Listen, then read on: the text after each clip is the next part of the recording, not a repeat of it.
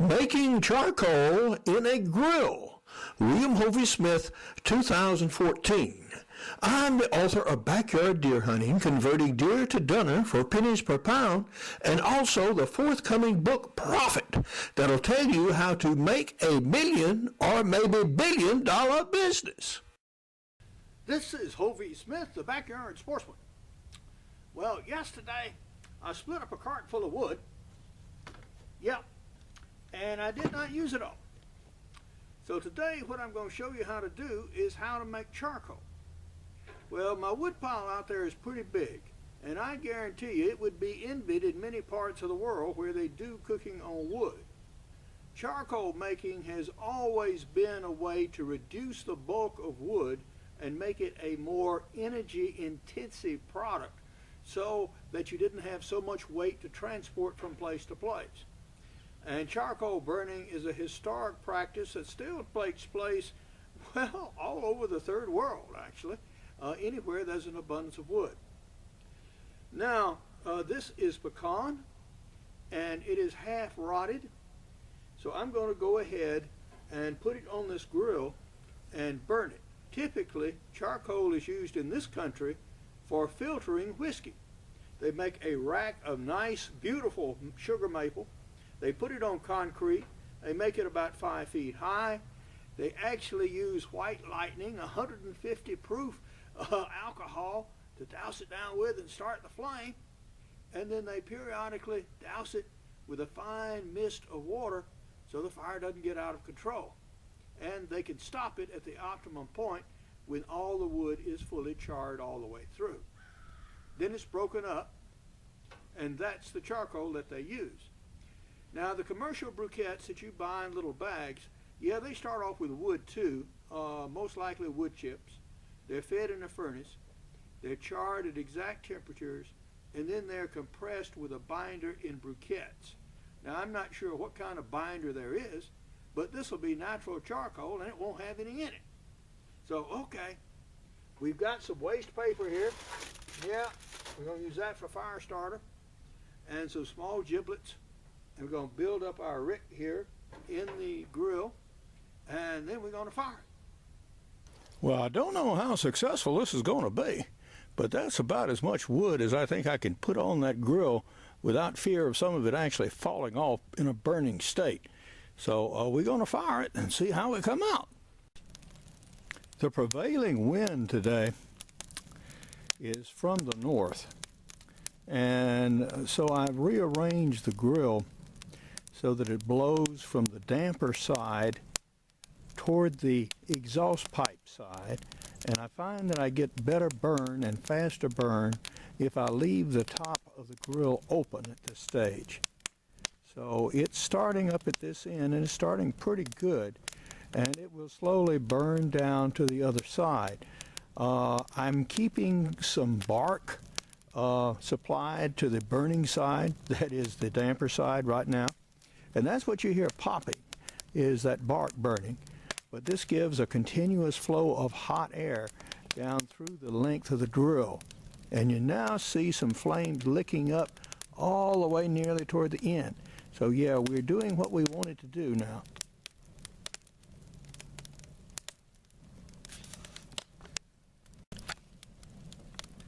Well, it's lunchtime and I hate to waste energy.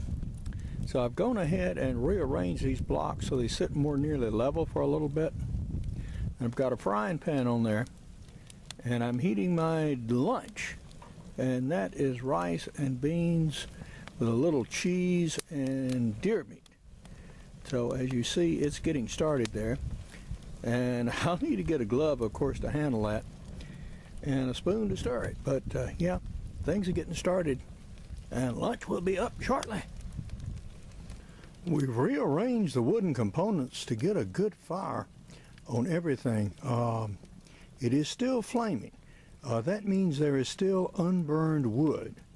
Now, when the flaming is almost all done, then we'll dampen the whole thing down with a fine mist of water, and then actually start to recovering the charcoal. But yeah, that is doing just exactly what it ought to do. and burning it with the hood open is certainly the way to go.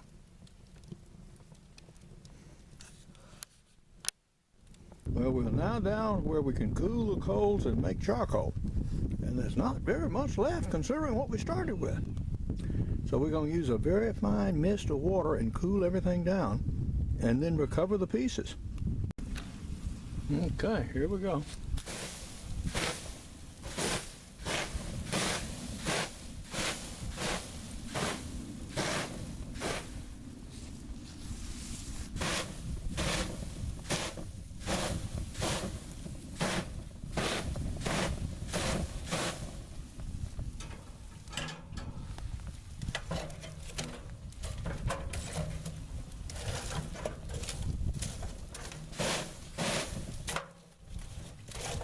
Yeah, that's well done.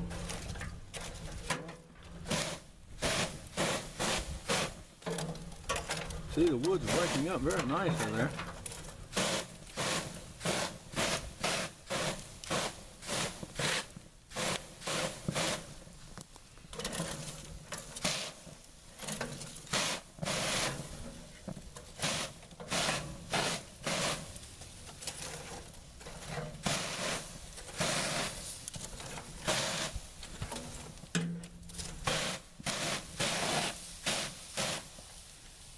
Don't want to manipulate it too much. The more you move it, the more fines you get.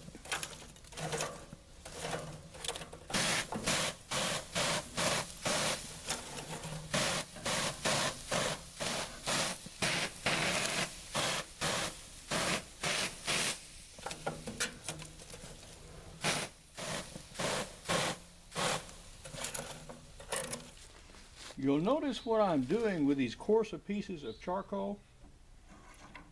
I'm picking them up with the fingers and I'm putting them in a metal can.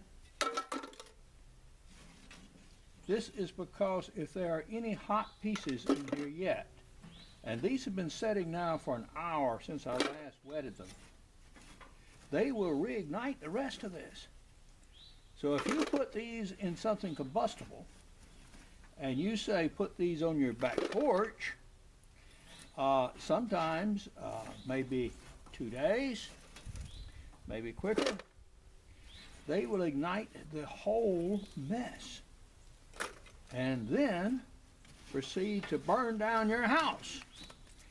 So you do not want to save $2 on making charcoal and lose a $200,000 house in the process.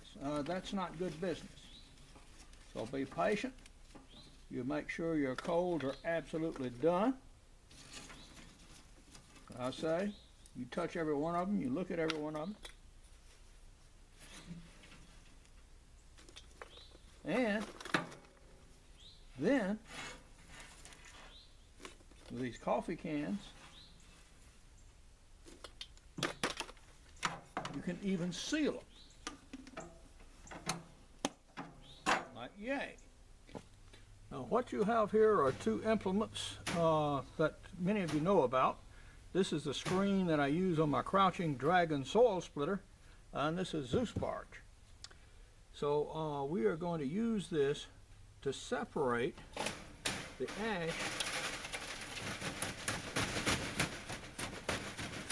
from the recoverable charcoal.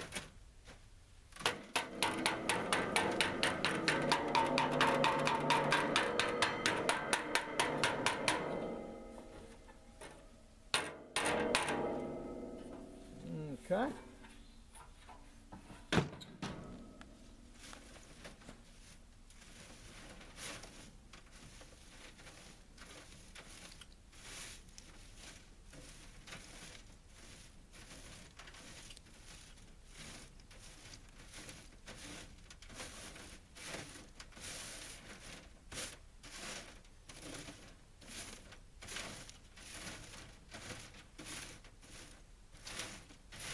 Now this is somewhat dampened,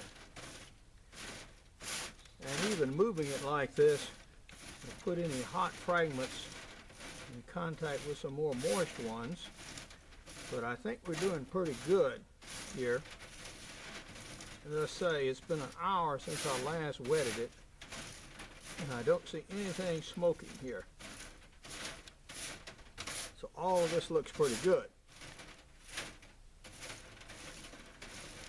So we recovered this much more charcoal.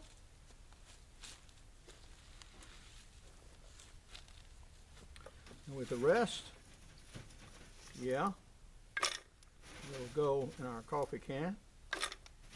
Also picking up and handling by hand again. So basically what we wound up with was 2 coffee cans full of charcoal.